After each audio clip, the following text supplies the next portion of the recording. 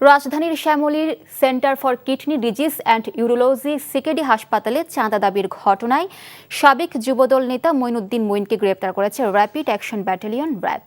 এ সময় তার আরও ৬ সহযোগীকেও গ্রেপ্তার করা হয়েছে। র্যাবের মহাপরিচালক মোহাম্মদ আহসান হাবিব পলাশ জানান, মঈনকে নড়াইলের কালিয়ার দাদনতলা গ্রাম থেকে গ্রেপ্তার করা হয়। মঈন তার ফুফুর বাড়িতে আত্মগোপনে ছিলেন।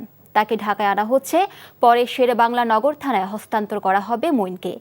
এছাড়া বাকি ৬ জনকে বিভিন্ন স্থান থেকে পৃথকভাবে গ্রেপ্তার করা হয়েছে।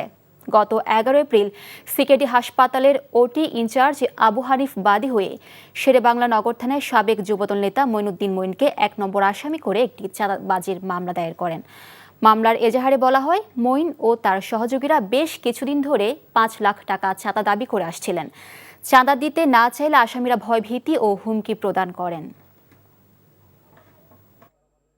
সিকেডি হাসপাতালে চাঁদার দাবির ঘটনায় র্যাবের যৌথ অভিযানে র্যাব ২, ৪ এবং ৬ এবং র্যাব সদর দপ্তরের গোয়েন্দা শাখা সহযোগিতায় অভিযুক্ত প্রধান আসামি সহ ৭ জনকে গ্রেপ্তার করেছে। চাঁদা না দিলে তারা বিভিন্ন ধরনের ক্ষয়ক্ষতি করার হুমকি প্রদান করেন। পরবর্তীতে টাকা দিতে অস্বীকার করলে উচ্ছৃঙ্খল জনতা সহ বিশৃঙ্খলা সৃষ্টির চেষ্টা করে। তারা হাসপাতালের সামনে অবস্থান করে উচ্ছৃঙ্খল আচরণ করে, উচ্চস্বরে স্লোগান, চাঁদাবাজি, গালাগালি এবং পরিবেশকে অস্থিতিশীল করার অপচেষ্টা চালায়।